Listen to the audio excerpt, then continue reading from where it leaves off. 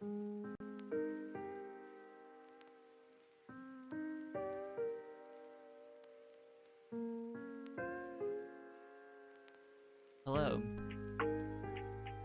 I am actually starting soon, so I'll be right with you.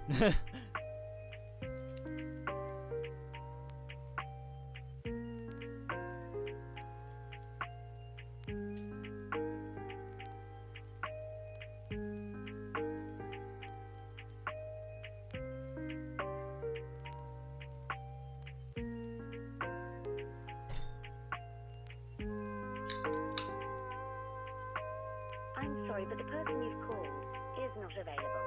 Please leave your message after the tone.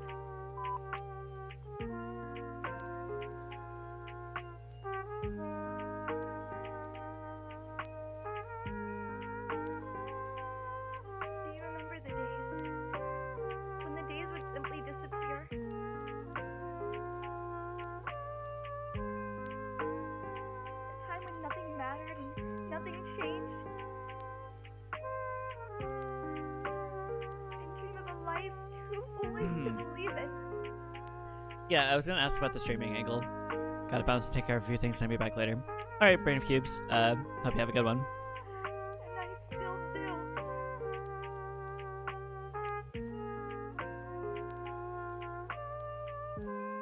But okay. Do you remember the days? I think I actually prefer to have the game's windowed mode, so I'm gonna do that real quick. I loved you.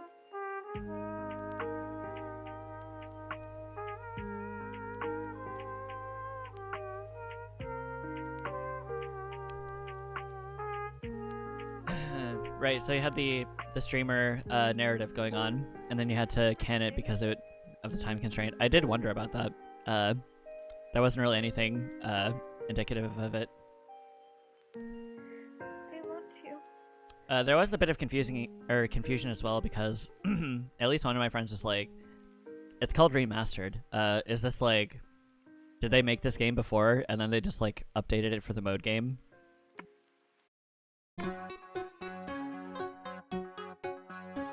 I don't remember. Does this game have controller support? I'm pretty sure it does, right?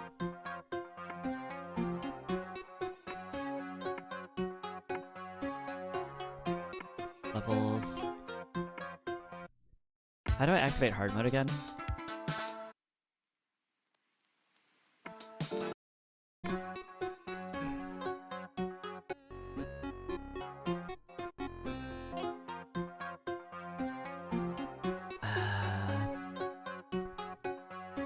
Troskin, can you tell me how to activate hard mode? I forget.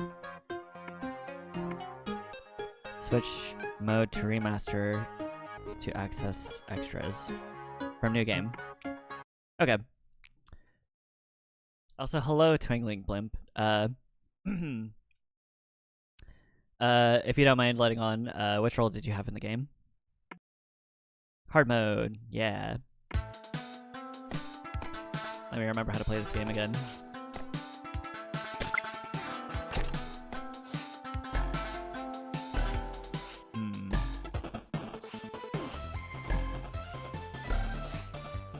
How do I do this?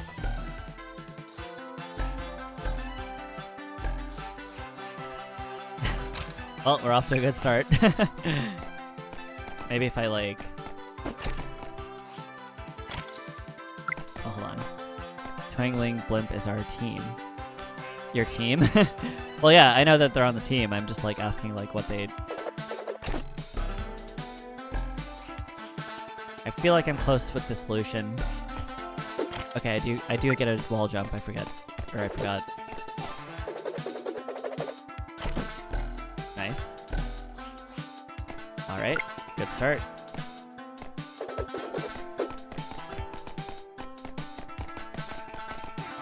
I'm almost certain that you don't actually want me to do this. But I just brute forced it, so...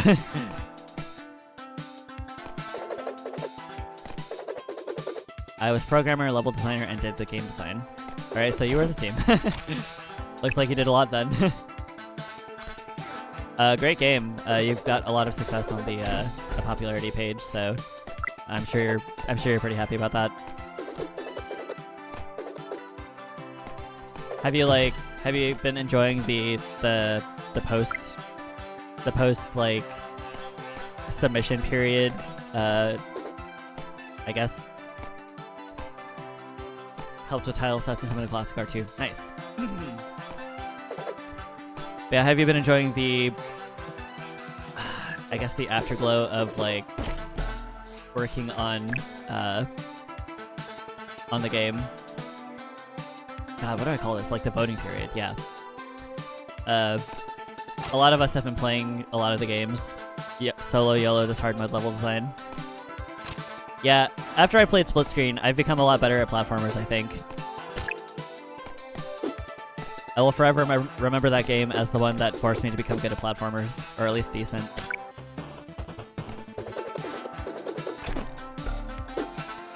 Look at me go, dude. Game has been a big success. Hell yeah. Have you just been taking a breather? Like, what was your post-jam routine? Shit, what the fuck? Definitely doing much better than me in this hard mode. I did say that I wanted to complete all the games. God, I died. Loved all the comments, but it's a lot to keep up with. Oh yeah. Playing Teleco, or getting people to play Teleco. I don't know how many people would have done it if I didn't start streaming. But like, having to keep up with making sure to rate and comment everybody has also been a little bit of a challenge for me. I definitely need a spreadsheet, but I've been prioritizing just streaming it all because I wanted to get to as many people as I could.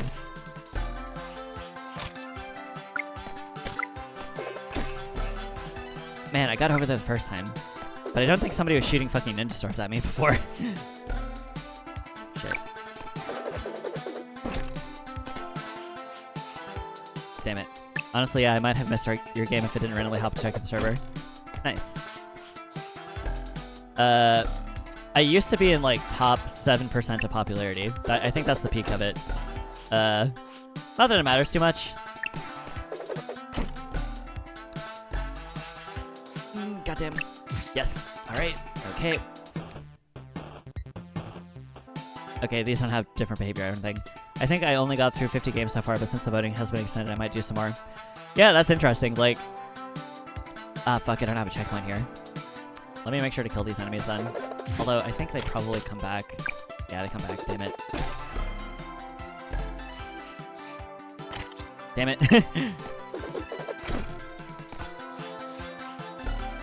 Fuck. I also often drop a game after a few minutes into rate. Yeah, I know that a lot of people are prioritizing, like, making sure that they get to all the games in time. But I've been trying to do this more meticulous approach, so it's a little difficult for me to keep up. God damn it. This pattern is, like, really hard to deal with, dude. Okay, hold on. No. I'm just hitting it at a bad rotation. So if I do this, go up. Oh, fuck. Wait for this one. Fuck.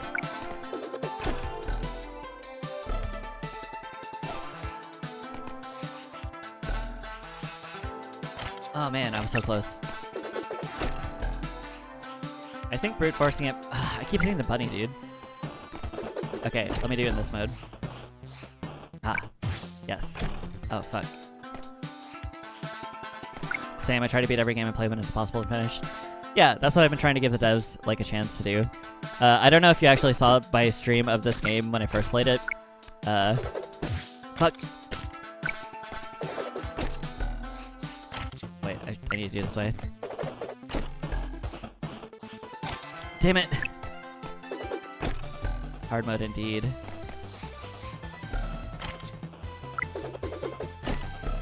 No. Shit, dude.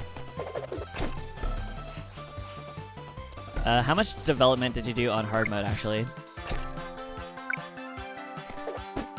Oh, fuck, I need to really be cognizant of that. I told you to call it Kaizo mode time. Lamau. Ah, fuck, I didn't get my... You know, this is honestly not that bad. Not even joking. If I like, swear violently, I'm not having a bad time. God damn it. shit.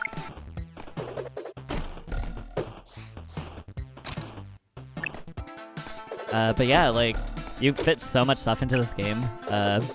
Having this hard mode is very impressive, honestly. Hard mode is a decent amount less polished, but I think it's a nice challenge for me personally, so it's probably a huge pain for everybody else. Oh yeah. The developer curse of overtuning everything. This is rough. You had a lot of very generous checkpoints in the normal mode. Like, there would be some challenge that looked really difficult, and then there would be a checkpoint right before it. So I really appreciated that. Damn it.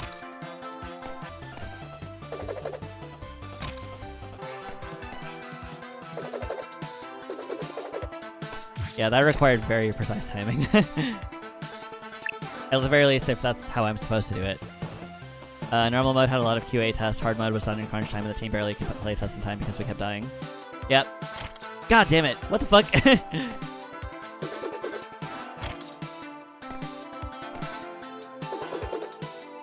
Okay, hold on. Hello, random person. Hello, I'm assuming you are Mike. No. Are you Brian? No. Are you not even related to what I'm doing right now? Most likely. Most likely. Alright. I'm not a Mike or a Brian. Very good. I've seen you here before. You have the Nights into Dreams Mewtwo avatar. Are you a dev for the Big Mug Game Jam? Eh? Shit. What do you mean Nights into Dreams? Sorry, what? Someone made this avatar for me before I even knew what Nights in the Dreams even was. Oh, I have no idea, dude. Was Nights in the Dreams... Was that the Saturn one, or was that the Wii one? I think it's Saturn. I have no idea. Because there was one on the Wii. Oh yeah, I had that one. There was a yeah. They have that for the It was Wii. okay. I had it. I think the Fuck. disc got scratched. Now it doesn't play anymore. Yes. I don't know. Something about it I didn't like. I don't remember what it was. Right. So did you work on any games for the Game Jam? No, sadly no. I Damn don't. it. 1, wouldn't know what to start with. 2, wouldn't know how to actually start it. 3, have no programming knowledge, sound design knowledge, art knowledge. Well, I have some art knowledge. I know how to use Photoshop CS4 Right. like in 2011. So I've Yeah. completely forgot 'cause it's been like 12 years. Damn. But yeah, I'm actually here with the Legend of Blue developer. I don't know if you've kept up with any of the Game Jam games. No, I messed with Unity a little bit with some VR chat map design. Not very good, but it is a map. Yeah. Oh yeah, Toro skin. I tend to be in the big mode like Discord voice call just to give developers like a chance to talk. But yeah, some people come in randomly. Sorry, I'm talking to people unseen. I am actually streaming right now. Oh, okay. So so I should probably leave. I mean, you don't have to leave. I'm just like, you know, I am talking with somebody, but it's up to you. I don't have a problem with random people joining. I only know some Unity. That's basically it. Some RPG Maker, 2003. You absolutely should participate in Game Jam if you can, though.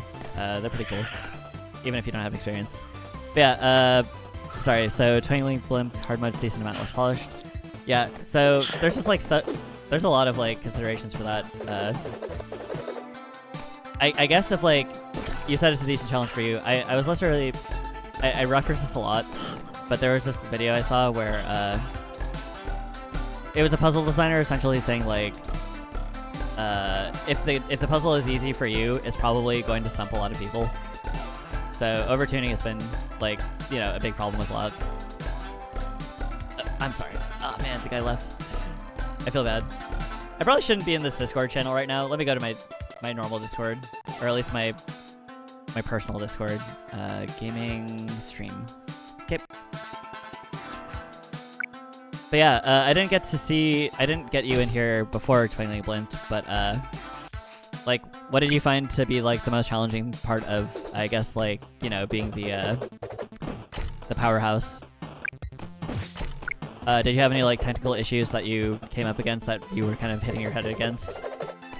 I think Toro Skin was like saying that he couldn't really comment on the technical challenges because you know, he was mostly doing the art. Is this a secret? I feel like I'm fucking myself. I feel like I shouldn't be back here. Is this a lack of QA thing? Or am I finding a secret? I mean, I guess it is a secret. Not one that I seem to be intentionally stumbling upon. Or rather, not one that I'm intended to stumble upon.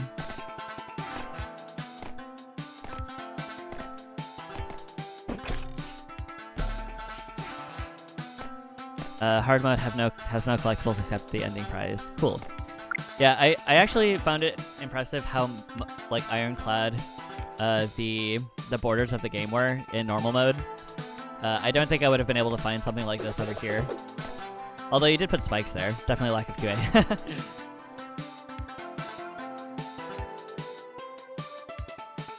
Well, very cool. Doing a lot of game jams for a long time and made a shit ton of games, so actually design's pretty easy, but it's a lot of work. Yeah, nice. That's one of the questions I often ask, but was there anything in specific that made developing this game a challenge for you? I mean, obviously the crunch time, but I think it's pretty a common rating thing for Legend of Blue specifically is that it's just a very competent, very polished platformer. God, I have to do like this, yeah. Funny enough, I think I'm having an easier time on hard mode with experience in platformers than I was playing this game the first time. Title sets for me personally, because I'm not that experienced there. Gotcha. 2 art style things was making some problems with the web version, but that was about it. Gotcha. Also, twanglingblimp. I doubt that we'll be visited by another person again, but if you want to join me in voice call, you can. I wasn't exactly offering that much last time, but you can say in chat if you like, but just voice call does help with being able to respond more in real time. Oh shit, that was kind of insane. Let me see. Damn it. I feel like I'm close. Nice. Alright, we made it here. I cannot stick things into those walls, so this will have to be a wall jump. Nice. We made it. Man, that's tight.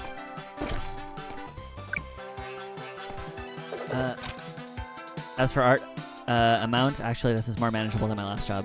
Cool. This kind of reminds me of the art style somebody I knew had, so it's cute. Might join in a bit. Okay, I guess I'll hop back into the Big Mud server then.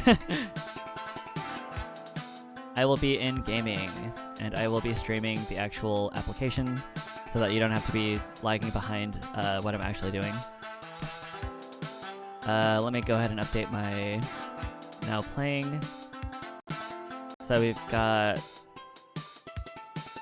twanglingblimp and Toro Skin. Cool, very cool. I'm glad that I was able to get you in here because a lot of developers say that like various people in their team couldn't make it to the stream. Oh fuck, dude, I almost made that shit. I'm getting like tongue-tied, I bit my tongue. Damn, dude. It's kind of funny though, a lot of like, fuck. Pixel art in this game is actually easier because the color palette and size limiting because we're doing NES style. Oh yeah. And you made this in Godot. I feel like you probably used the same CRT shader that me and Serishi did for Blessed Sheep. I've been seeing a lot of use of that specific CRT shader. Damn it! Mutually assured destruction. God damn it.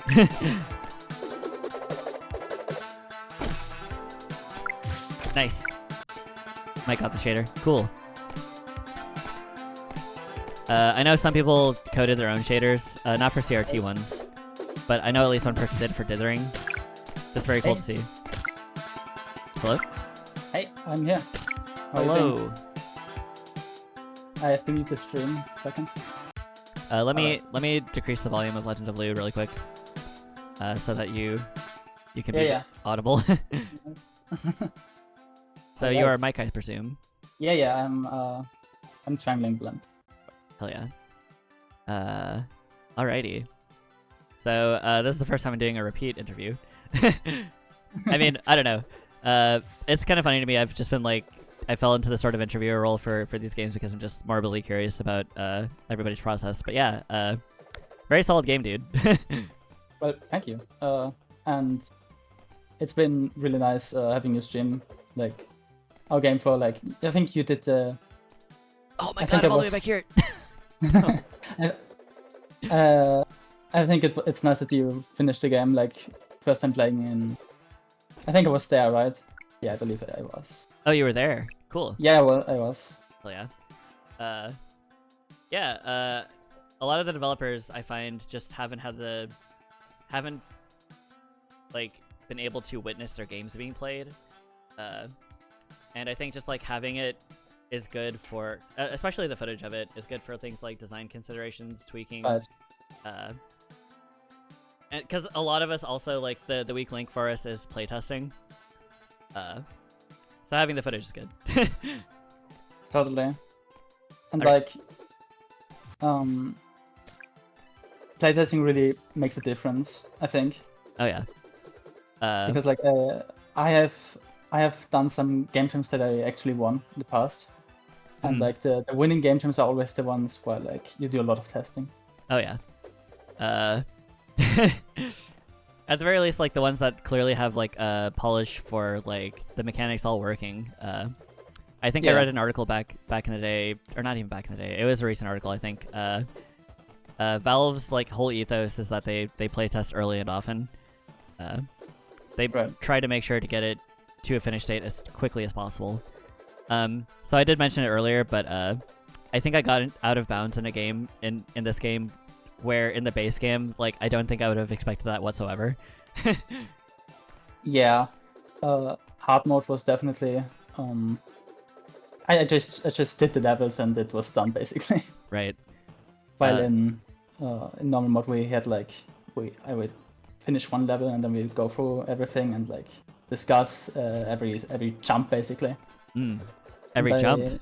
Every jump, like basically every setup was playtested a million times by multiple people. Nice.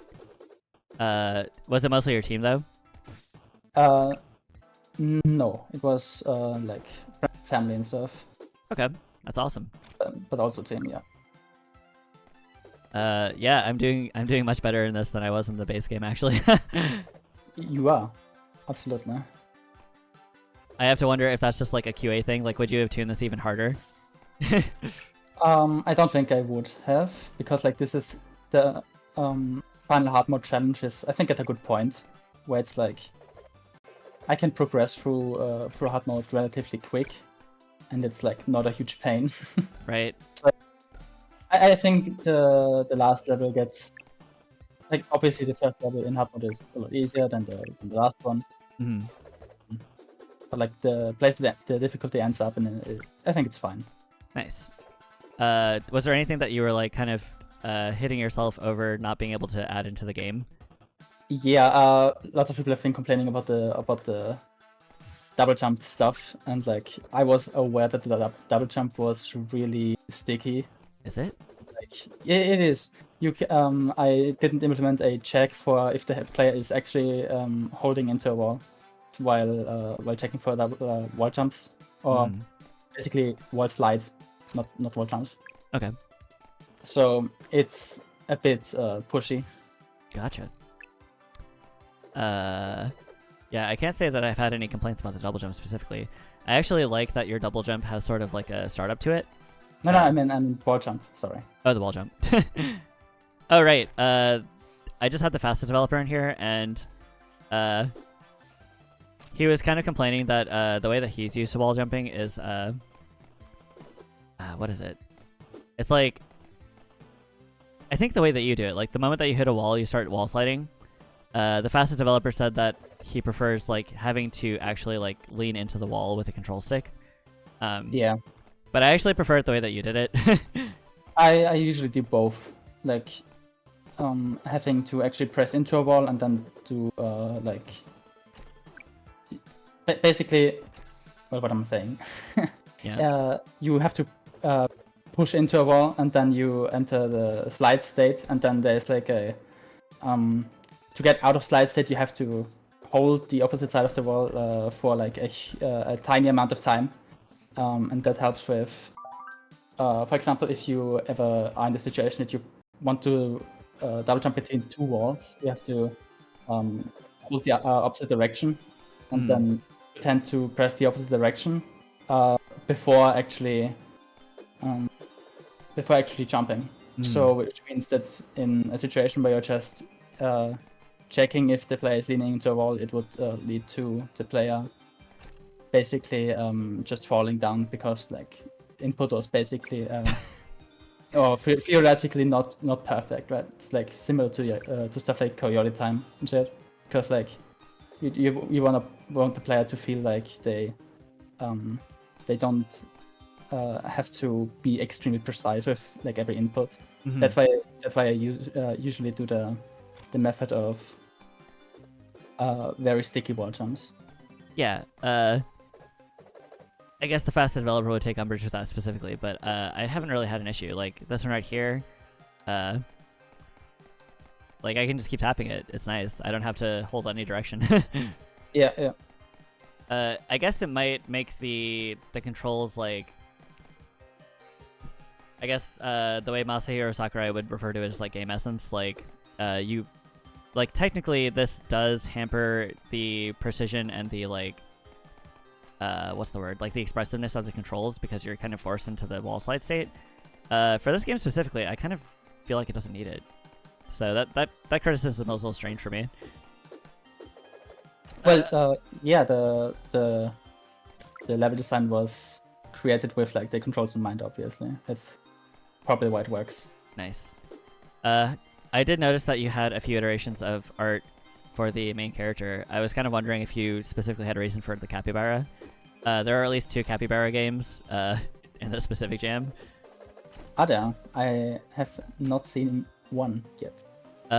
Yeah, it's kind of buried in there. I don't remember what it's called because I haven't played it. So maybe I'm gonna find it or something. yes, I'm trying to. Yeah. Okay. Ah, damn it. Actually, it was pretty random. Gotcha. Damn it. I'm trying to break your game a little bit. Sorry. There we go. But it doesn't look like I can feather the control stick enough to actually... If Nice. it works, it works, right? If it works, it works.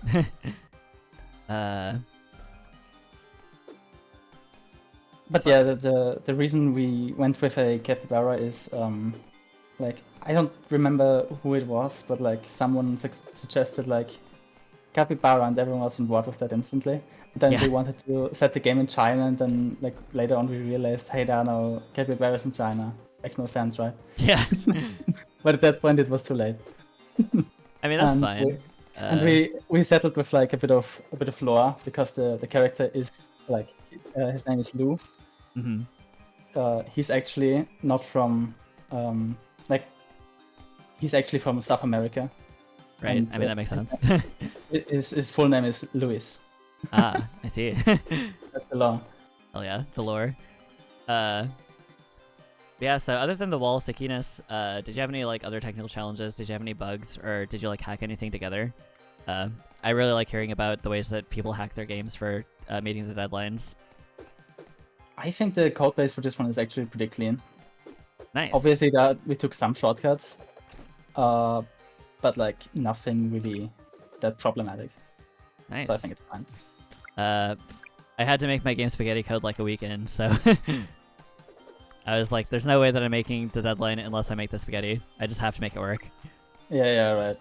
The thing is, I have a lot of groundwork already done because I have like all the systems from other games. Like I had a state machine, I had some way to randomize sound already. Nice. Save system was done, key bindings were done, all that stuff was just drag and drop. Mm. So it was really easy to like focus on the new stuff. I believe this is a this is a Godot game, right? Yeah. Nice. You said you participated in a lot of other jams. Have you been using Godot this whole time? Yes, but I started actually with Unity. Mm-hmm. But I think I switched to Godot like in 2020 when I started to take game development a bit more seriously and actually release stuff on Nice. it. I was kind of sleeping on Godot for a long time. I've heard rumblings of it for a while, but personally, I was one of the people that made the exodus after the scandal. But Yeah, I didn't really use Unity that much anyway. I looked into tutorials for it, but not like it has a rich documentation, but the tutorial space for it mostly just tells you how to hack shit together. And I was looking for like how to do things properly. Godot is like super clean. Like it's probably been my favorite interface for using things, and I've used a lot of things. Yeah, Godot is just really enjoyable to use in my opinion as well. Hell yeah.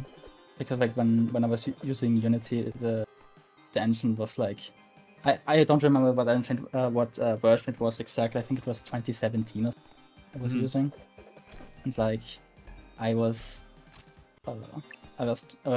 experimenting with like controller support for some stuff, and it was really like I didn't know that there are different solutions that are not actually bad because like are you familiar with the Unity input system for like controllers and stuff? Man, The old I one. tried to wrap my head around it, and they said like, oh, they made it easier, and then I started doing it, and I was like, my brain is too smooth. I don't see how this is easy. It's not. But the old one was like relatively straightforward, but it had this quirky little thing where it would basically the same button was mapped to different buttons on different types of controllers. Basically, for like a Switch controller, like Oh my god, I'm so A fucking button cracked. for a Xbox controller, it was the A button, and then for it was a huge mess basically. Yeah. And like then they did a new input system that was really weird and difficult for some reason. Then I was looking for other solutions, and basically the solution everyone uses is like a paid plugin. A paid plugin. Ah, damn it. Yeah, Man, yeah, Godot being open source is so fucking good. it is. There was less shader support than I anticipated. I was actually asking if you happen to use the same CRT shader that I've seen around, including in my game. There are a few different ones, but I was using the one on Godot shaders. Right. Uh, There's a couple of those too. there's a couple, yeah. One of the ones that I used was Probably the same. probably the same. Gotcha. Yeah. Is it the one with like a million parameters, like for like grill opacity, discoloration, etc., etc.? Oh no, then it's not. The one I was using had very little customization. Does this one happen to I- have chromatic aberration? It did, yes. I did change some things manually, so yeah. Gotcha. Yeah, the one I used two of them. One of them for the actual gameplay in the game, and then one of them for tuning the antenna, and also respawning. That one had a lot more distortion effects, but the one that I ended up using for the actual gameplay was simplified. And I think I was talking with Toro here about how like he requested that you tone it down for the actual gameplay. Yeah. Basically, just the fisheye effect was almost completely removed. And, Right. the chromatic aberration, there's still a little bit left, but it's like way toned down. Yeah, I pretty much made my chromatic aberration subpixel. Yeah. I had to go in and edit the shader a little bit. I'm not very good at. I'm not aware of how to do shader code. We got a comment that they are thankful for no fisheye. Yeah. Man. Just to just to shake my own hand here, but I've been doing really good at this. Oh man, I'm surprised.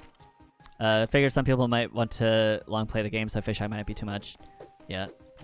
Damn it. But yeah, like, it sounds like you more or less are very dedicated to this. Did you, like, do you have a regular work schedule that you had to work around? I not really. I was like, I'm very flexible with my day work, so I basically had the entire time for the jam. Hell yeah. So yeah, Love to see it. that's nice. Like, personally, I work part-time, so they scheduled me like 3 days per week, and I was so fucking grateful. I'm just like, yes, perfect. The stars have aligned. Oh man, I'm scared of this. This is scary. Don't shoot me. Yes, we made it. Let's try. Let's go. Hell yeah. Let me think here. I think I asked Toro Skin, but I don't remember. Do you plan on developing this any further? I don't think so. I don't think so. Gotcha. I might do like a post-gen version with some slight changes or some bug fixes. Nice. If we find any. Do you happen to be in any like problems. professional software or game development spaces? No, I'm not. And are you seeking to be? I am seeking to be. I wanna do like indie studio stuff eventually, but like for now, I do work in software development. Nice. Oh man, I was so close. But yeah, this was like game dev stuff is pretty much a passion of mine. Hell yeah.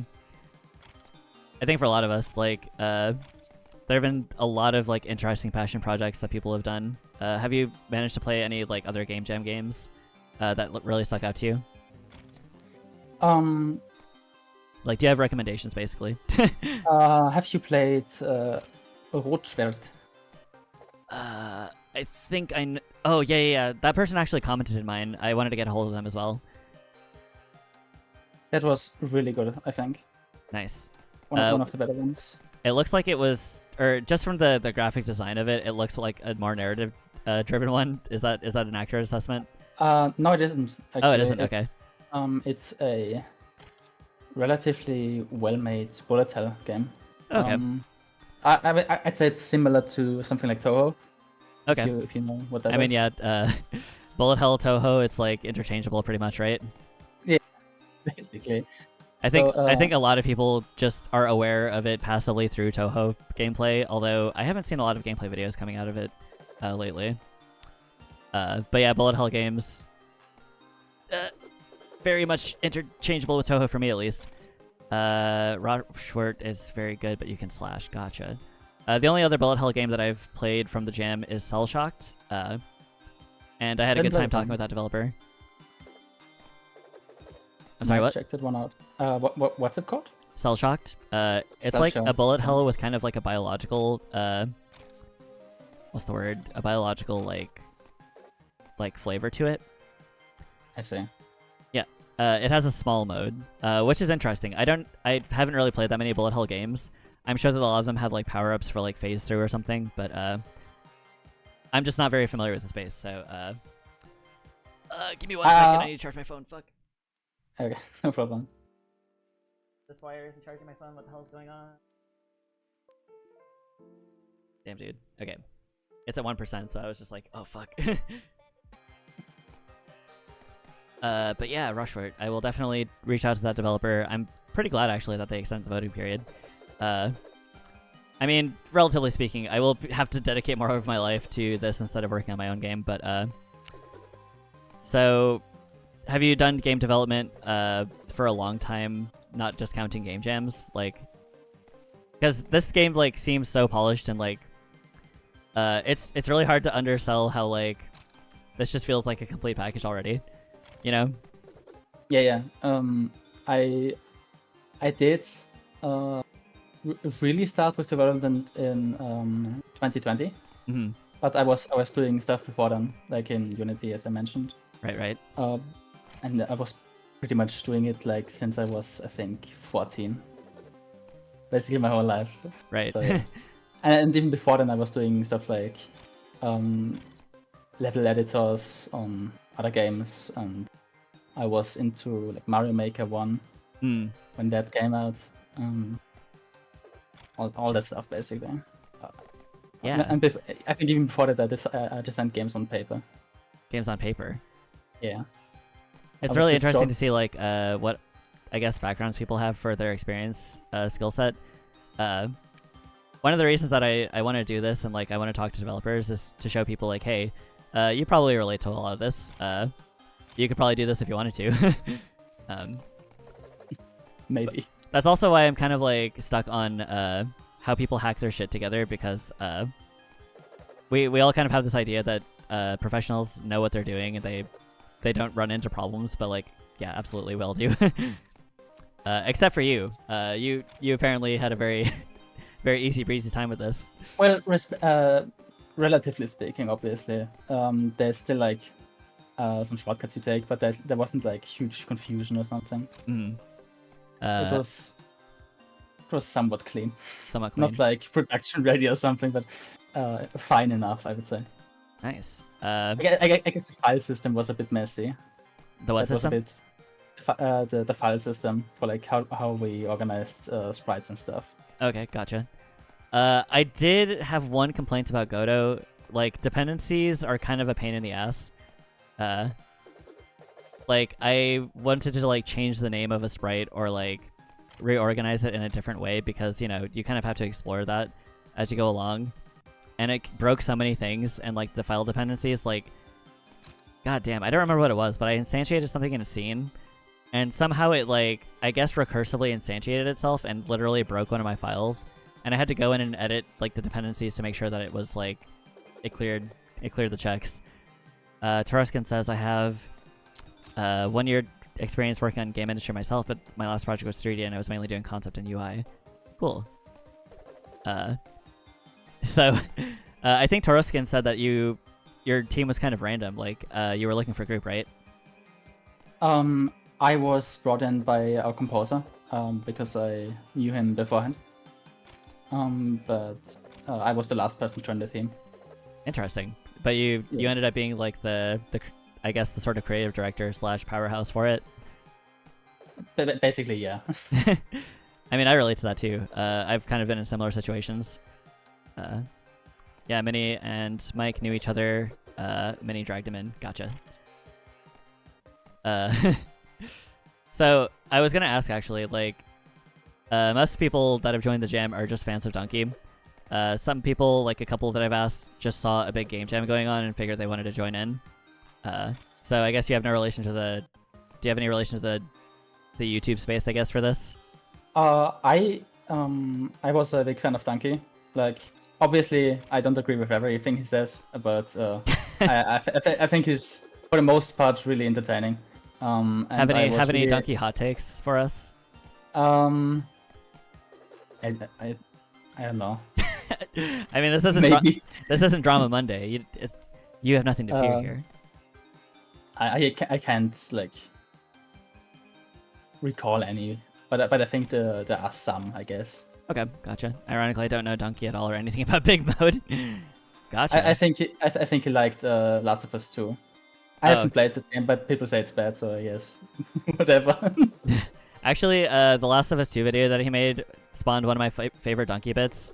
What he did was he started off with reviews of The Wind Waker, the Zelda game, and how everybody was like, this game sucks. The graphics are too childish. And then he like caps it off with like, and luckily gamers were never wrong again. Right. Ah man, I lost it, dude. Joining random game jams because I was just let go from my job. Interesting. The Grog dev was also let go prior to joining the jam. The tech industry is full of fucking scum bloodsuckers who just will lay you off before they even have all of your files like that you worked on. So that sucks. Sorry that happened. Yeah, 2023 has been generally crazy with layoffs for like game dev space stuff. Yeah, but even tech industry. My friend worked for a hospital, like working on their systems, I guess. And they laid him off before they even got all of his files, and they were just like, "Can you just like drop those off for us?" It's like, dude. Oh. But yeah, that's one of the big things about like the games industry in general. You said that you wanted to like do a more indie pursuit. Yeah. Yeah, definitely same. I don't know how viable it is. I have watched a lot of videos where indie developers have been like, yeah, I'm a solo dev and this is how I do it. And they're like, I only survive on ramen noodles. I live on food stamps. I have a podcast that pays for some of my bills. Like, you know. But for a lot of us, it's a passion project. We don't want to be stuck doing something that we hate doing. And I guess it's like an acceptable cost for us, but hopefully you'll be more successful than that. Do you have any like... Do you have like a dream game that you're like building yourself up to? Yes, I do. It's like the idea is basically I don't like the term Metroidvania, but that would be probably closest. Would you prefer Castle Troid? Yes. Gotcha. No, I think like I don't really think that like video game genres are very helpful with categorizing games. Mm-hmm. And like I would say it's an exploration game, what I'm wanting to make. An exploration game? Exploration. Oh, exploration game. Gotcha. Yeah. Nice. I mean, you don't have to let on any more than that. I know we're very protective of our ideas. I have a lot of. No, I don't care. Gotcha. I just don't know how interesting this is because like it's all just concepts at the moment. It's just in concept stage at the moment. Well, I did make like a prototype, like a few prototypes actually, but I haven't really found the time to, or like the resources to start that because it's actually kind of big. Yeah, I mean, any sort of Castle Troid game is going to be very, man, like the design process for those games blows my mind. The first Metroid game I ever played was actually Metroid Dread, and I was like, damn, dude, like this shit is wild. Like the planning that they have to do to make sure that that like the power ups are gotten at the right time. I actually have a hot take on Metroid Dread. Really? What are you? I live for hot takes, dude. Lay it on me. Okay. That game is so incredibly linear and so incredibly hand-holdy. It's crazy. Really? Yeah. Okay. I was like, I think there was this section where you go through like the water area, and then there's like a teleporter, and the game had been doing this like throughout the entire runtime so far, and like you go through the teleporter that just happens to be there, and then oh, look at this, you are at the next point of interest at the next location. How convenient, right? And I hate that shit so much. Like I wanna be lost. I wanna have no idea where to go, and I want to be like, oh, I don't know what to do. I wanna look it up, and then I don't look it up, and I find a way, and it's really satisfying. Nice. It's like why I play Metroidvanias in the first place. So that game kind of didn't provide that at all. I'm sorry to hear that. I at least had fun as a filthy plebeian. The combat was really enjoyable though. Oh my god, I finally made it. Fuck! Yeah, it's funny. I have footage of me playing Metroid Dread. I'm just like one of the crazy people who is able to frame perfectly fire every single bullet that the game allows me to, so I was just constantly firing like a steady stream of shots by just button mashing over and over. And that was the fun that I had in Metroid Dread. I pointed at something and then it melted and it was fun. I think the final boss was really well designed, and it was like one of the best bosses actually I've ever fought in a video game. Nice. That's pretty high praise for a game that you have major conniptions with. Yeah. I'm not like, usually I don't go, oh, this is awful, I hate this or something like that. I just try to see like, okay, this is positive aspects and negative aspects, and I appreciate what it does right, and some stuff doesn't click with me, and that's fine, I guess. Right. I think Toroskin and Brian, or Brain of Cubes, and I, the Cogmo dev, we were all talking about how like it's kind of hard to just definitively condemn something, because it's better to like look at the things that something does that's interesting and good, totally, instead of focusing on the negative. I will say, I don't know if you're aware of the microcosm of drama that I've somehow shoehorned myself into, but I'm not aware. I mean, it's not really that big. The Bird and Bees like adult activity center or whatever game, and I feel bad because I keep messing up the name. It was probably the only time that I was definitively having a bad time playing any of these Game Jam games, and I looked into the files and it had like it was the last date modified on it was October 15th. So I was like, this wasn't made for the jam. Like I can't say definitively, like I don't know what happened. I don't have a God's eye view or whatever, but I kind of just like I was like, I'm gonna put this down because I'm not having a good time and it doesn't look like this game actually checks out. So and the developer, I guess, was actually in the stream because they added a comment on their page that was like in response to the Bonejack stream. Oh, I see. Yeah, I exported this in an old version of Windows that was like a week, that was set to like last month or something. Yeah, I'm pretty sure somebody, like at first I thought maybe somebody reported it, but now I'm kind of thinking that the developer just happened to be in the stream because the person that recommended it to me might have been his friend or something. But anyway, even though that game was like, I was having a bad time because I don't know if you know what I mean by this, but the person wrote the game like 2014 politics. And that shit sucks. I did not have a good time with that. They also called out like small-time Discord mods by name and depicted them by drawing them. And I was just like, why the fuck is this game so spiteful, dude? Is that even allowed? Oh, yeah, the drawing thing? Like, I was seriously beside myself. But wow. anyway, I'm sorry. I don't mean to make this drama Mondays, but my point is, like, even though I was, like, not really having a good time, I still tried to focus on what was interesting about the game. Yeah. Because, like, I don't know, you can only complain so long, and especially, like, with community-oriented things like streams, you don't want to build a following based on, like, hating shit. Because hater stuff is, like, not, it's not, like, sustainable at all. Like, they're only here to hate things, not to like what you do. Yeah, it just builds a negative environment also. Exactly. I thought it's a Sonic-inspired gag game when I just checked. Yeah, there's like a coloring book in the shop, and like they take the time to just be like extremely hateful and spiteful of various public figures. Which I was just like, okay, I don't like this, it's cringe, but whatever. But then once I got to the Discord mod thing, I was just like, what the fuck is this, dude? Like, writing a sorry, I'm getting too heated. All right, so yeah, it's good to focus on what something does good. Take away from what's good, because like I spent a lot of time shitting on old shitty media that people made. But now I'm sort of in the camp of like, well, they did make something, and that's better than most people can say. Yeah, I'd say so. Yeah. So anyway, I have not played a lot of Castle Troids. I think maybe the Swapper counted as one, but when you were saying about like game genres not being super helpful, I think it kind of makes sense. I think when people say like Metroidvania, they typically mean like a game with a big internet connected world, right? Yeah, that's usually what they mean. But like, people also call like, what's it called? Like, Dead Cells a Metroidvania, and that is not a Metroidvania. Sorry. Yeah.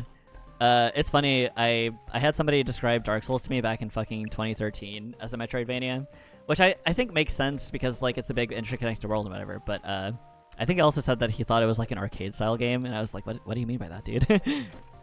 What do you mean arcade style? Like for Dark Souls specifically, I guess technically you can put the definition of Metroidvania onto it if you really try. But like it's not really that helpful because like I would say it's an RPG. Yeah, I mean it's definitively like a dark fantasy RPG. Yeah. And then it sort of pioneered its own thing, so now we have Souls-likes. Yes, Souls like if someone tells me, oh, this game is a Souls like, I have no idea what that means. Because like most of the time it means you can dodge roll, and that's basically it. It means what? You can dodge roll. Oh yeah.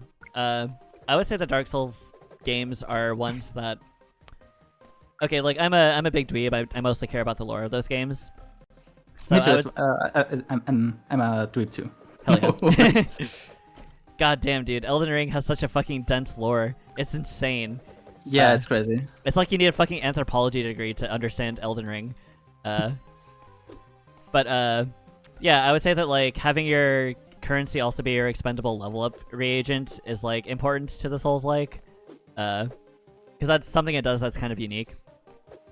The dodge roll obviously is like, yeah, you have a quick and accessible way to have iframes in like a punishing setting, but yeah, the genre conventions are very, very up in the air a lot. Because obviously we had all the problems with people being like, "This is the Dark Souls of blank." It's like that means nothing, dude.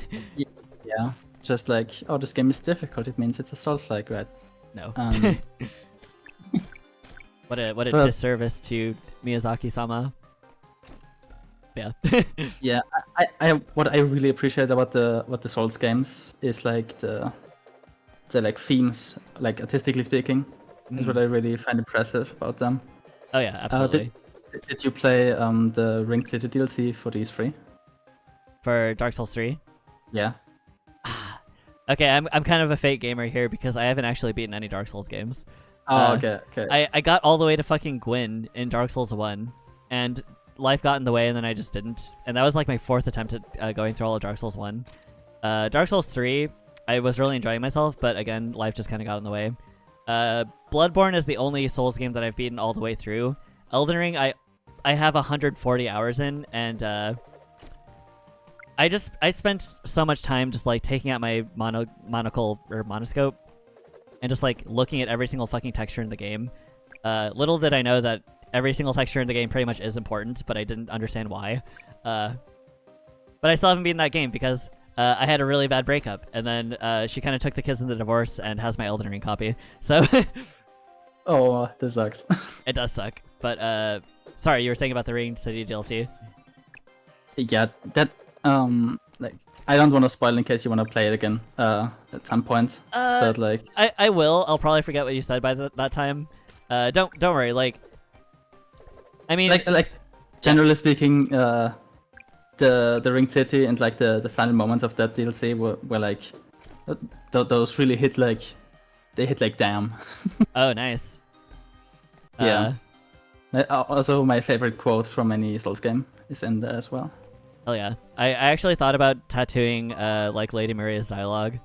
The only dialogue she has, because it's just such a fucking raw line, dude. I think actually the Bloodborne DLCs are the only thing I haven't played like from. Oh no, really? Yeah. Dude, it pieces together so much stuff. I'm sure that a lot of it was like late development stuff. They didn't really know what to do with like the doll Lady Maria and the Vile Blood Queen. But they got a handle on it by the time the DLC came out, so it has a lot of like cool shit in it. I know about the DLC. I just didn't play it, but I watched it. I'm assuming you know about Lady Maria at least. Yeah, I do. Yeah. Do you know like the line that she says? I don't remember it. No. I don't know. This is me being a dweeb again, but like you see her corpse, you see a smashed photograph with a goblet of blood next to it, and then like when you go to inspect her corpse, she grabs you, and then she says, "A corpse should be left well alone. I know how sweetly the secrets beckon. Only an honest death will cure you now, liberate you from your wild curiosity." And then she proceeds to beat the shit out of you. It's just like so fucking raw, and I can't comment on Lady Maria's like quality as like a moral and righteous human being because a lot of people are scumfuckers in the Souls games, right? Yeah. Nary a person goes unscathed by being canceled on Twitter in the Soulsborne universe. But yeah, I think that shit was so cool. Also, I forgot to mention this because we were dweeping out, but that previous challenge, I recognize it. Didn't that get into the base game, except it just like maybe a slightly different iteration? Which one? The one that I just Sorry. did before I got here. You mean the final section of level 2, right? Yes. That was a variation. It was like the same idea, but with spikes on the ground, so you cannot refresh your resources. Gotcha. And I think I recognize this specific area as well a little bit. Oh yeah. Yeah, I remember this. Nice. I'm speaking of games that the version 1 getting into the game as hard mode, I don't know if you've played Split Screen, but it's the like toughest nails like indie spike platformer with a grappling hook, and I played that with the developer on stream. It beat my ass. I died literally, it counted, it was like 2,640 times. I don't know if yeah, it counted. But the developer kind of decided that the base game of that game would be the hard mode too. It's just I see. interesting, like how the initial iterations of the game are just tuned so hard. Kind of interested in Elden Ring, not gonna lie, but I'm not touching it with this laptop, I guess. Oh yeah, I recommend you have a decent machine for Elden Ring. Oh my god, I'm doing it. Hell yeah.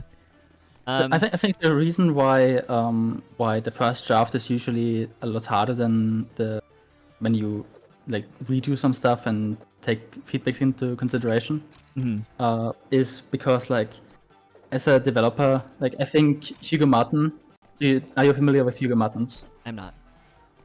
He's the director of Doom Eternal, and he made like an allegory about like, okay, when you have like a fast car, then you want to drive the car like fast, you know? Right. You don't want to go slow with the car, right? Yeah, with And, your fast car. You spent a lot of money to go fast.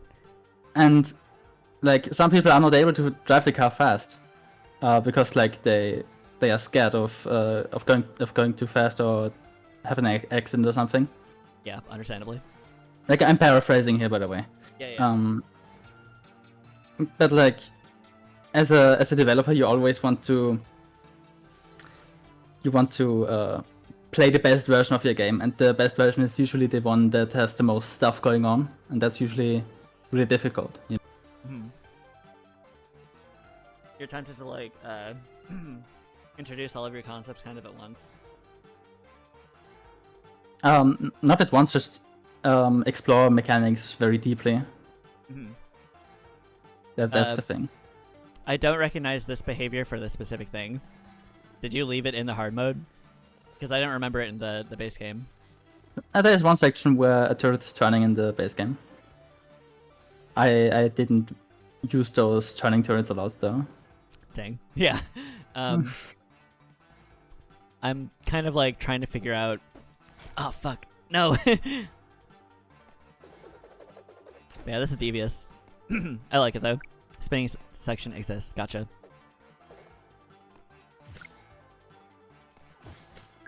But yeah, difficulty tuning is like I said, almost all the developers kind of said the same thing with that. Playtesting was often their weak link. They didn't have friends or family playing it. I actually only got like a... I only got a working like playtest version that was actually playable with the basic game loop of Teleco running. Like, I think it was like a week into development, and then like playtesting came like 5 days after that. It sucked. Like, I'm sure you're familiar with Godot, but there's the process function with delta time.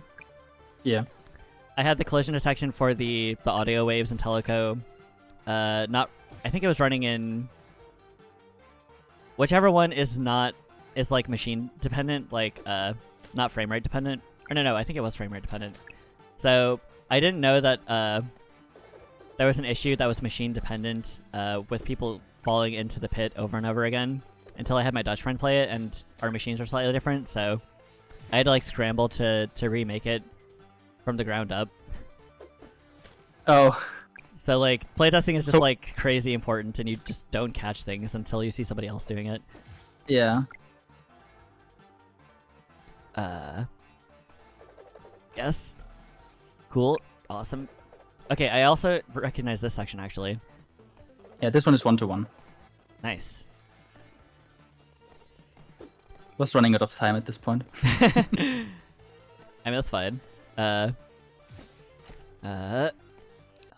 over here we go. Nice. Okay. Good job, thank you. Yeah, like, also, I was asking, like, does your team have, like, inside jokes or, like, silly things that you refer to the game as? Or, like, elements within the game that you joke about? There's one, but I don't want to spoil it. Really? Alright, well, I guess I'm gonna get to it then. Yeah. But we have, like, one image that I made, like, really quickly, and it's like I don't know what the meme is called, like, two guys pointing at something, and the thing they're pointing to is just the artwork of the original Legend of Lu game, Nice. and like it just points out that the buttocks of the main character is very large indeed. Wow. Damn, the capybara is just too thick. Too fake. Keeps trying to sneak past the bunny guards, but the clap of the ass cheeks is too loud. That's not possible. Not possible. Okay. Nice, I made it. But yeah, I ask because I also have like a lot of silly things, and some things that like take too long to explain, whether it be like an inside joke or just like a stupid thing, a stupid placeholder that I used. Do you happen to use placeholder art before you started? Yes, but only the Godot icon. Oh yeah. The classic. Yeah, the classic. Man, it was so liberating. Like I had never whenever I worked on like Game Maker games or something, whenever I had to test a sprite, I always made sure to make a sprite for it. Even if it was just like a placeholder, or not a placeholder, but like a diamond or something, I would have to have an asset for it. But then realizing that just like Godot packages the icon SVG in it, and just being able to drag and drop it in is just insane. I was like, man, this saved me so much time. Did you know that the icon was a PNG at some point? I don't even know if it's an SVG. Like It's an SVG currently.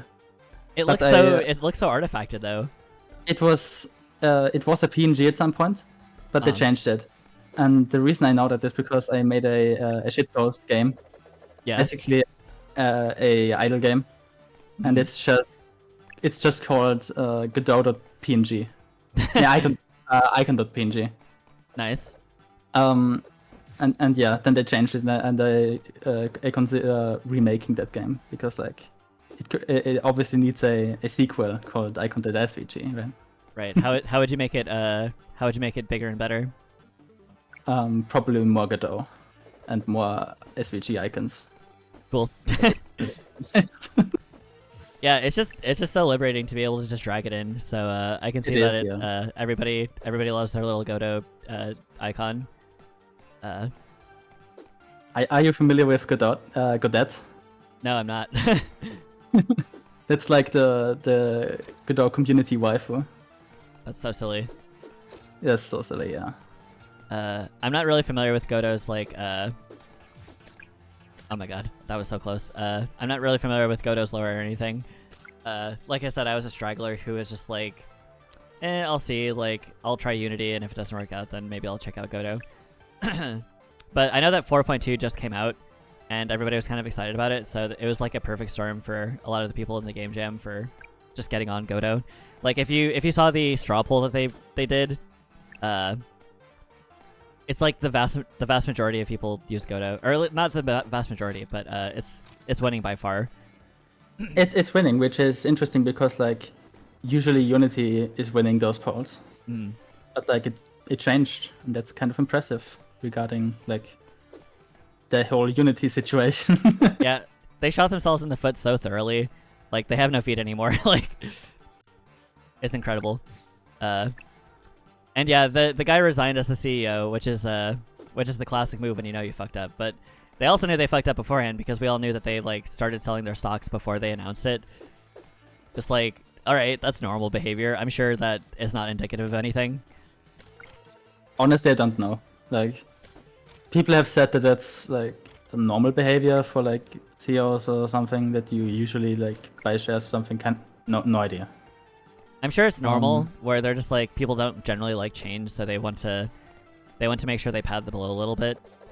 Because any change is bound to maybe not inspire consumer confidence. But I also know that Unity was really spiking hard into making like big cinematic asset packs and things. Just like stuff that the vast majority of its users wouldn't be using. Well, they are investing a lot into what's it called? I think they merged with Iron Source, which is like, there was some controversy about that. And I think they generally invest a lot in like advertisement and microtransaction stuff. Mm-hmm. And Oh yeah. The CEO at the time.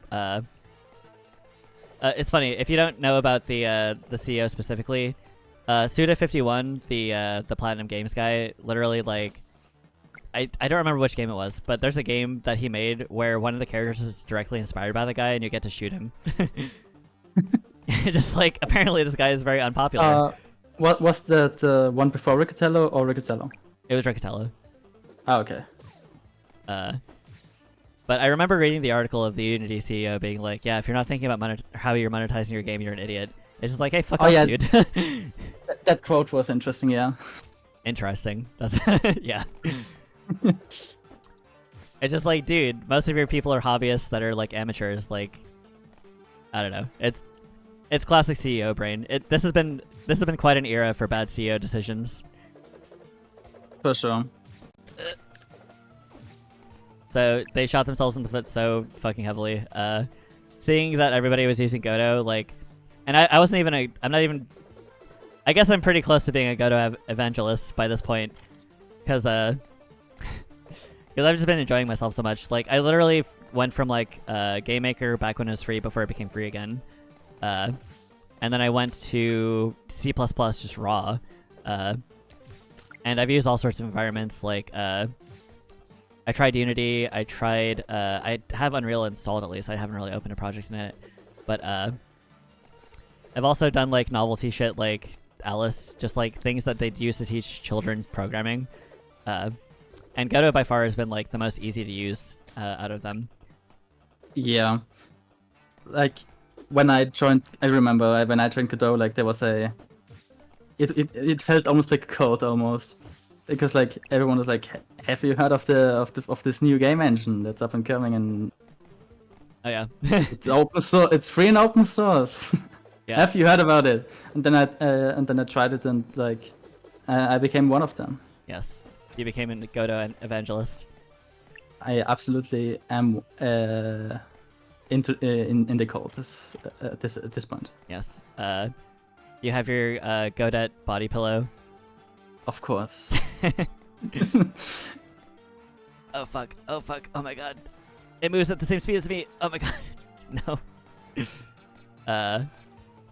Yeah, this has been such a great experience. I love that the itch model has been to make it so only developers can comment, and well, I think anybody can comment, but only developers can rate.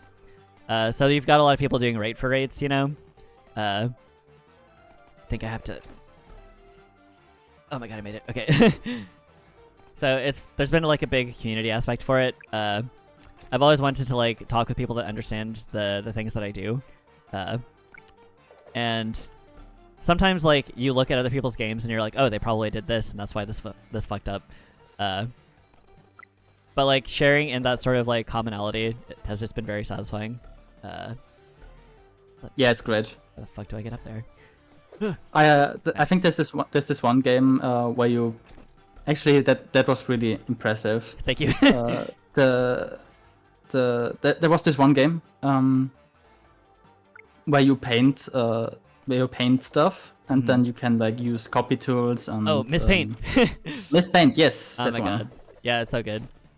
I asked the developer how he did that, because like that was like crazy interesting on a technical perspective. Yeah. And they actually gave me some answers, and that was great. Like linked me some resources. Yeah. Fuck, what was it? I've never... Man, I'm just like so intimidated about anything that has to do with saving and manipulating graphics in real time, like even saving screenshots. So the fact that they had it like manipulated like that, and they also had just like really clever, like sometimes people will make clever mechanics, but even with their own mechanics, they don't really know what to do with them. But the thing that made me go like, oh man, this is great. It was when you could rotate the bullet. Like there was somebody firing a bullet at you, and you're supposed to grab the bullet and then reverse it so you can platform to the right place. In effect, reversing the bullet back onto the shooter. And I was like, oh man, that's clever. Yeah, that was That got me. Yeah. Like, I see what you did there. Right. Yes, very good. But yeah, a lot of the answers that I've gotten from the developers, as far as their like development process goes, just super interesting. I've been thinking about like editing these videos or these, I guess, like developer commentaries. I guess like Summoning Salt. Like Summoning Salt also has like a very niche audience of speedrunning historian aficionados, or at the very least, it's just like interesting to talk about. But yeah, like the indie development space, there's like never been a better time to do it, and it just keeps getting better. And sure. nobody's asking like indie developers like what their process are. All of us have read developer interviews, but nobody sees what it's like to either be at the start or even in the middle of your career, or even if like it doesn't work out and you don't end up like doing game development full time, or if it's just like a hobby thing. It takes all kinds, so it's very worthwhile to do this like as a community aspect. Yeah, totally. I was kind of curious, like, did you do a lot of exploration in terms of like what you wanted to have for mechanics? Because the dichotomy between being able to like stick your stick into only spiked walls was interesting. Like, I'm not sure if I've seen that sort of platforming before. The way we came up with the mechanics was we just needed a moveset for the character, and we had like the idea of a staff. And generally, when I make a moveset for a platforming game, I try to think of what the mechanic achieves in like a sense. Okay, what does it do in a platform situation? For example, the staff sticking into a wall is basically a wall jump. Mm. But like if you have the staff, you get only one wall jump. Mm. And so there needs to be some incentive to actually use the staff, and that would be like the spikes, right? Right. It does like have an interesting challenge because when you don't have the staff, you still have your triple jump, but you kind of feel unsafe, right? You're just like, I don't have my staff to fall back on, and like my helicopter jump is better than my double jump. Yeah. But basically, you have the option of correcting anything with the staff as well, and just in the trade-off is that your moveset gets worse. Right. Especially with that, the staff does give you like a kind of mini fourth jump, which is very it does. Very exploitable. Oh my god. Toroskin was telling me that I seemed to like, I kind of fell into brute forcing some of the puzzles, and like came up with novel ways to handle things, even though like I'm sure it looks like very strange, having play tested your game, to see like some of the weird things that people come up with. I don't know if you've watched other people do the gameplay. I did. Most of them actually do the things the correct way. So when you were like finding interesting ways of approaching challenges, it was really impressive. Thank you. Because like that was the first time I had seen it. Hell yeah. And I think it's great. Like yeah. My brute forces. I don't even know if I'm brute forcing. Like I literally am not aware. Nice, I made it. I don't know if that was the intended solution. that was the intended solution. Like at this point, it's very freeform platforming. Fuck. Oh my god, no! I'm all the way back here. Shit. What was I gonna say? I've played like Portal and stuff, and like the developer commentary modes in Steam games, or not Steam, but like Valve games is always very fun. I really wish that they had more of those in them. I actually pointed out some in QA testing to change the area to allow multiple solutions in some parts. Nice. Made it. Nice. Alright, we're back in this. Do your family and friends tend to, or actually know about like your game development process? Because I was very publicly freaking out about developing my game. And whenever I was talking with people at work or whatever, I would be mentioning like, yeah, I'm really tired because I've been spending so much time in this. Yeah, they do. Like, I tend to use people for playtesting a lot. Right. So was it mostly your family? I think you mentioned that you had your friends playing it at least. Yeah. And that was really successful. Like, most of the people like I playtest with are not really familiar with platformers or like most like game styles I make. Damn it. So that's great. Oh my god. Nice. Sorry. I also wanted to ask because this is like from the logistical side of things. How did you organize your team? Like, did you just make a Discord for yourselves? Yeah, we did have a Discord, and we started with doing a game design document, and then like a to-do list. We never used a to-do list though. At least I didn't. Yeah. But it worked out. Yeah, I often find myself just like populating a to-do list and then never updating it, or even looking at it. It's just like I just list it and then I move on. We get a server, yeah. I know at least one person who was kicking themselves for not making a Trello board. I think that was GrogDev.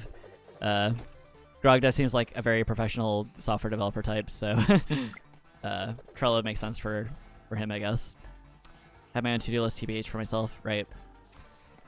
It is interesting though that Discord has such a presence. Like, it's so easy to just make a server for literally anything, and it just like naturally lends itself to having a group chat for working on your games. Which kind of sucks because the warning signs for Discord falling off a bit are there. I don't know if you have any complaints about Discord lately, but man, I hope they don't fuck it up. I'm not aware of any problem signs. Like, do you mean like the monetization aspect of it?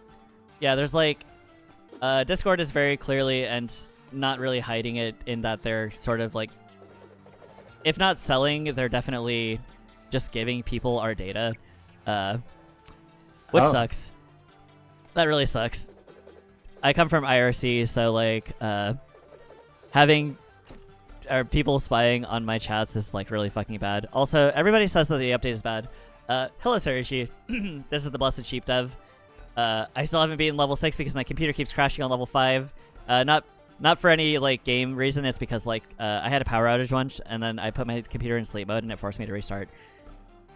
Sorry, but yeah, Discord, the most recent mobile update, like, man, like, it's so weird that like you have this professional company and they don't know the basics of like UX or something, because mobile app development should be bottom heavy, right? Like, our thumbs are at the bottom of the screen. We don't want to put our hands all the way up there, especially since screens keep getting bigger. You need the highest star for that. Gotcha. Yeah, so like the fact that having to tap the top of your server to see who's online is absolutely fucking awful. Like, why? Like, I think swiping to reply to people is good, but I would prefer that they replace that with like, maybe if you double tap a comment, then you would be able to reply to them. But swiping left for seeing the people that are online is... why did they do it? Why did they do it? My last job kept me for doing bad UI, but I still have enough sense. Lamau. Kept adding you for doing bad UI. Lamau. Yeah, I realized that the new Discord app is really, really awful for some reason. Yeah. I mean, I like that they have like a darker dark theme. I'm kind of a slut for dark modes, but Same. But like, and you know, I thought about it. I was like, if they weren't selling my data, I wouldn't mind buying like a funny theme for Discord or whatever, or Nitro, or to play mini games. But literally, like, I talked to somebody and I was joking about how, like, you know, we don't have normal interests as like terminally online people. So I just don't know how to relate to people who are into like baseball or whatever. And I said baseball a single time in my Discord chat. Suddenly I started getting targeted ads for baseball. It's just like, dude, fuck off. Stop looking at what I'm saying. That's interesting. Okay. Yeah. And I went onto the Reddit for like other people who are curious to see if Discord is selling our data. And it wasn't exactly inspiring confidence, because somebody, like a Discord mod or maybe an automated bot, came into the thread and was just like, we don't sell your data. But they like had enough vague, like, I guess legalese brain to not say outright that they don't give people our data. So people are calling them out like, well, yeah, you don't sell our data, but you're not saying you don't give people our data. Like, and of course they didn't respond to that. So, okay. I hate it, dude. I hate it. Like, Skype got really bloated. I hated Skype from the jump because it just like, I had a netbook, so my computer just couldn't run that shit very well. And I really don't want to see Discord fall down the same hole because it seems just so convenient. Even for like imagine all of us migrate from Discord and then all of the logs you have from like the development process just go under, right? I stopped using Imgur because I've just been hosting things on Discord and copying and pasting from there. I don't know. Oh yeah. The moment that I see an ad on Discord, I'm gonna freak.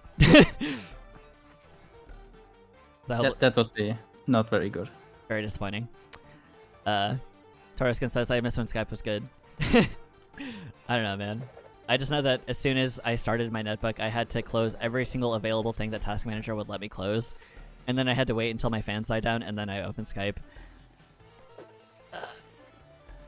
But yeah, so so back to your game. You're struggling, you see. Yeah, I'm wondering. The last jump, it's basically just maximizing your resource usage. You do like the staff placement is fine, but you have to do a wall jump, then a double jump, and then another wall jump.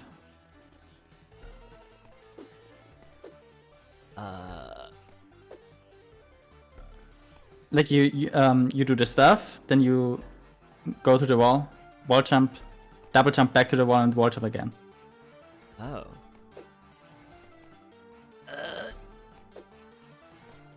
I'm so close. I'm so close. Got it at the peak of my jump. Ah, oh, damn it. You don't need to spend the second double jump there. Really? Oh, right, Yeah, because you jump higher. You need to spend one though in the middle of the two wall jumps. Nice. We made it. It's really precise. There's the hard mode. I can see somebody that like isn't experienced with platformers thinking they're doing something wrong there. Because I certainly did. Good job. All right, we're here. We're gonna see that the thick capybara ass with the Soy Jacks pointing at it. No, not that one. Okay. You will see something different. I see that was like a early drawn iteration of that cutscene, the sketches. I think that was done relatively towards the end of the development. Gotcha. I remember Toroskin was saying that like you didn't have enough time to like balance the boss fight because I kind of did it very easily the first time. Huh. Shit. Yeah, the boss is. I think it's fine for what it is. Yeah. Like the main mechanic isn't very intuitive. Hmm. And I wasn't the one doing the boss fight, by the way, but the idea with the switching vulnerability was my idea, so that's on me. The hard mode, it doesn't seem uses the NES switch that much. It does. You have to open up the platform every time. Right. Maybe I'm misremembering. I do like that the something that I've been pleasantly surprised by for a lot of the harder jam games is that they know the importance of like being able to just like go back into it very quickly. Because like at least one of them had kind of a long restart phase if you had to restart. And it's just like, I think most of us understand because we're debugging and playtesting our own games so much, like, no, I don't want to sit around waiting. Yeah, I think that's like the trend of having like more difficult games that are really like short bursts of high intensity action. I believe that Celeste probably did a lot of like is a lot of the reason why people like that stuff, if I had to guess. That's funny. Yeah, a lot of developers have specifically named Celeste as their inspiration. But the funny thing is, like, I've been putting off Celeste. That's one of the games that I've been unable to get to. Looks like they're invulnerable. Oh wait, no, I have to attack the other one. Wait, how do I attack the other one? You have to switch mode every time. Oh, gotcha. Right.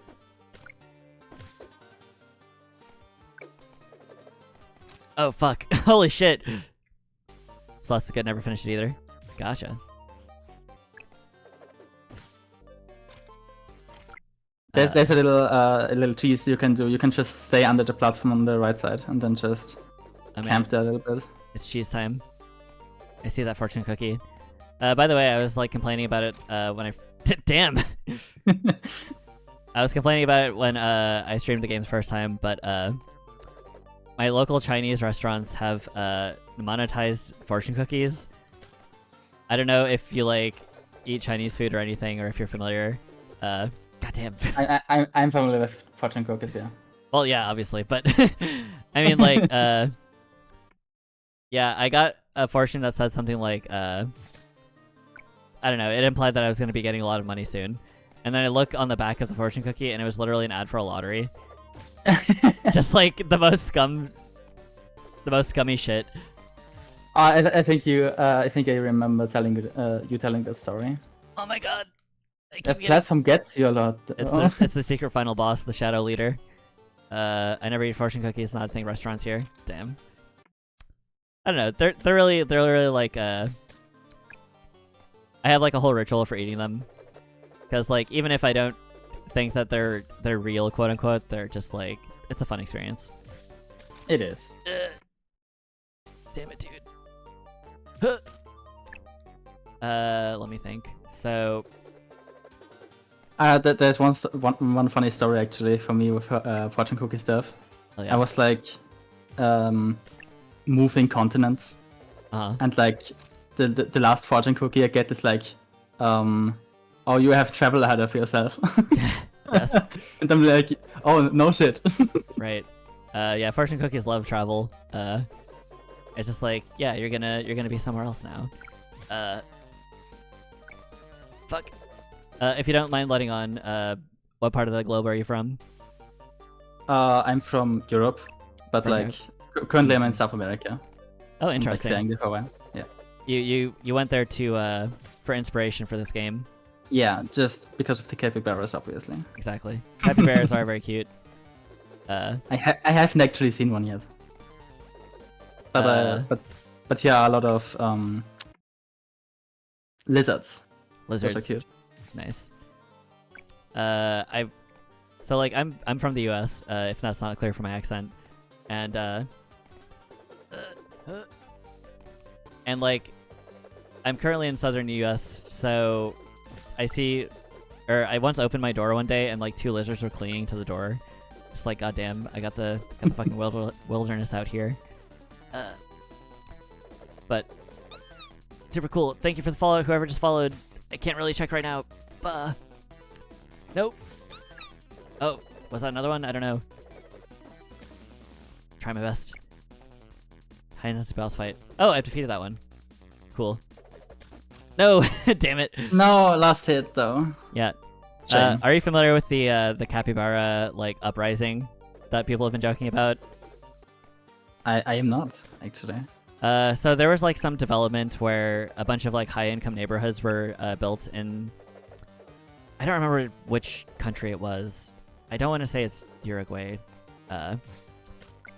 Speaking of Uruguay, my good friend made Ultra Flighter X, and that's a really good game. You should check it out. It's in the corner of my screen if you want to see it. But yeah, like apparently like a bunch of capybara had their like homes displaced, but they didn't leave. So a lot of the high-income neighborhoods are just like being harassed by capybara, like picking fights with dogs and shit. Ooh. And they're just like, yes, Comrade Capybara, coming for the rich neighborhoods. But it's funny because like the general perception of capybara is that they're just like very chill animals. They fucking hang with anybody. The famous image of the capybara with the alligator. Unless you're not very familiar with capybara memes. I am actually not very familiar with those now. Oh damn. Yeah, there's a lot of them because capybara are just like whimsical magical creatures, I guess.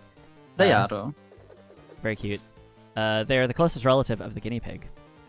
And I used to keep guinea pigs, so big fan. Can't disagree there. Okay. Come on. I feel like the 7 bolts raining from the sky was probably nerfed in the full release. I don't remember it being that tough. Yeah, the speed is way up in hard mode. Everyone's like, okay, mascot capybara. Yeah, there's a lot of memes. Actually, it's funny. In Japan, they had like a capybara exhibit, and they kind of like discovered that capybara like to chill out in the hot springs, and like they just seemed so calm and serene that they made the capybara exhibit like a full-time thing, or like a fixture of that prefecture zoo. I don't want to. Jeez, I almost died. Yeah, got it. Nice. Yeah, and then like capybara became like a big like tourism thing in Japan. So they have like capybara onsen, where they just like watch the capybara go into the onsen with like a bunch of oranges. It's very cute. Oh, that's awesome. That's why I randomly mentioned capybara, and everyone is like, okay, mascot capybara. I also know a lot of Mas Bro meme from Indonesia. What's Mas Bro? Let's see it. We got the fortune cookie. We got the scroll. I guess I will never see the capybara ass. If you want to post that anywhere, feel free. I'm sure we would all appreciate it. There's some stuff though. The fortune cookie you just collected is the fun new stuff you just unlocked. Yeah, Toro Skin said that there's a reward at the end. 11 extras total in case you want to get them all. If you missed them in normal, put it in big mode. I think you told me that I got all of the ones in normal mode. I don't actually know. I could if you open the extras, I can check. Yes. Oh, I keep forgetting that I need to switch between these. This is very clever. I like that you can switch in the credits. Makes sense. Very cool. Why wouldn't you be able to switch in the credits? Yeah, just switch anytime. Guys, play this game. Bruh, chugging water. Who made the live chat, by the way? Like, who made all the dialogue for it? The other programmer. The other programmer, gotcha. My god, that's wild. Nice. Alright, let's go to the extras. 1, 2, 3, 4, 5, 6, 7, 8, 9, 10. Nice.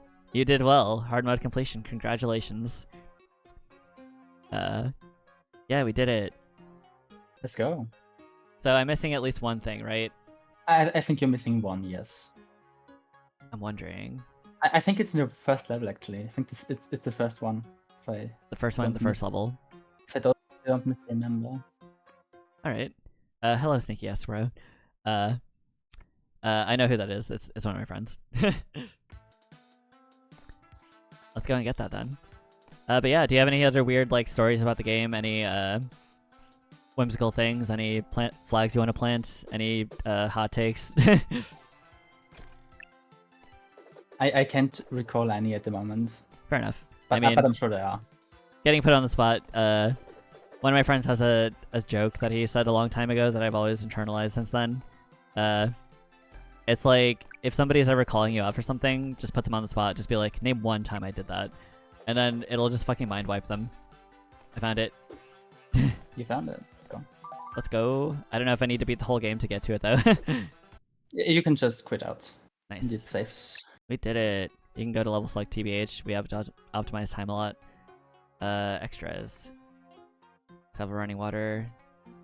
For tiny next area.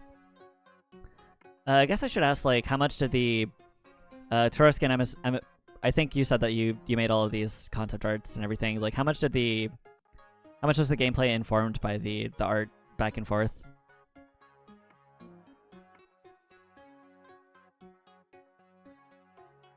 You know? Yeah, 100%. Sorry, but just like, did things change in response to how the game looked in the end? I guess to some extent, for sure. Yeah. I was talking to Toro Skin about how, like, I like that the the colors of the end boss is like just your colors but flipped. Yeah. That's cute. And then you just went ahead and made both the classic and modern. Very cool. The back and forth is pretty good, I'd say. Nice. We actually had a few more art assets for like background stuff, but we weren't able to put those in because the switching stuff was too performance intensive for web, because like you're unloading and loading sprites really quickly. I was gonna ask about that. Web doesn't like that very much. Yeah, when you switch, like, I kind of assumed that all the assets and everything are kind of like loaded at the same time, but you're telling me that every time you switch it loads and unloads things? It doesn't unload things, it just hides them. Gotcha. Yeah, that But makes like sense. it's still a lot of art assets because we're using tile maps, and the way I did it for the tile maps was we had are you familiar with the God of War tile map system? I still am getting the hang of it, but yeah, I had to use it. Okay, so basically there's something called layers, and you can use you can toggle those on and off, and basically every time the mode switches, we just toggle some of the layers on and some of the layers off. And the tile map system isn't optimized for that because, like, why wouldn't it? Why would it be? Yeah. And so we had to do some chunking for the levels. That was pretty much what took the longest for like level design and stuff. Right. Yeah, it is a very novel concept. So hold on, I'm trying to wrap my head around it. You have a tile map that has both the classic and the modern assets on it, with layers. No, we have two tile sets, and then our tile map is just we have two layers, one for modern, one for classic mode, and then it just enables the correct one. Okay. Cause like, yeah, it's very fluid. Like, did you have to do a lot of optimization for it? A decent amount, I would say. Yeah, I wouldn't even. It obviously could have been more fluid because I've seen it stuttering a little bit in the web at some points, especially when there are two chunks loaded at the same time. That can be a bit heavy, but like I think it's fine. Yeah, it's still very impressive. Like, I'm sure people don't generally mind on the web, but I guess I can't speak to that because I haven't played it on the web one. Yeah, super impressive game. All right, well, I guess with with no further comment, I don't really have a game like lined up. I could go based on your recommendation if you like. You did say that you wanted Rushword, but I need to reach out to that developer actually. Let me see if I'm gonna go through my ratings and see if there's anything that stands out. Okay. Have you played Unduster? Unduster, no, I have not. You should check that one out. And actually, Absolutely. Sarashi, I did play Facet. I had the developers on stream, two of them, the artist and the programmer. Oh, fuck. Sorry, I dropped my controller. Yeah. Unduster. Yeah, for sure check out Unduster. I think it's even the most rated. Oh yeah, rated by 80 people, damn. Yeah. It's not finished, unfortunately. Well, it is finished, but you cannot finish the game because there is a game-breaking bug in there. But I think it's like from the platform mechanics and the level design was really good. Okay. And it was actually challenging. Like, most platformers I play on game jams are not that interesting to me because like I am very familiar with the genre and like usually stuff isn't very engaging, but this one was. So I recommend it. Hell yeah. I'm very interested in that. It looks very polished, at least just from a cursory glance. It is. It's so good, but I'm bad at it, so I just watch Mike. Might go for breakfast in a bit. Gotcha. So hold on. Also, just like, I guess, another thing, or just one last thing. Would you say that like you formed friendships with your team? Like, do you think that you'll be continuing to develop with them, or that just like you keep up with each other? Absolutely. We are considering doing like a more serious project at some point. So that could be fun. Nice. Yeah, I mostly just developed with my good friends, so we're looking to do the Boss Rush Game Jam soon coming up. But I will give you a follow, and I'll make sure to, I guess, keep up if I see anything new coming out. Well, thank you. Yeah. I should probably follow you on Twitch as well. Thank you. Not necessary, but you can. But there it is. There you go. Thank you so much. No problem. I actually just put that alert box back up, and I noticed that it's a little bit scuffed, but it looks kind of cool, so I guess I'll keep it for now. Nice. All right. I think I'm gonna head out now. Fair enough. Thanks for the chat. It was a lot of fun. Nice. Yeah. thanks It's been for very fun for me as well. I'm gonna make sure to highlight this, and I haven't been shipping out the highlights very, but since a while ago. But I'll make sure that you have access to this footage at some point. So hopefully you appreciate that. But if not, Yeah. that's also fine. For sure. All right. Well, good talking to you. I'll see you later, Michael. Take care. All right. Well, Toroskin and thank you, whoever just followed. Well, if somebody followed, I don't know. My alert box thing is super weird. Like it'll give me a notification, it'll play the sound, and then it will just like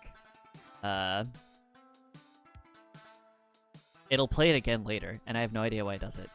Let me scour my floor for my controller because I just dropped it, and I don't know where it is because it's dark in this room.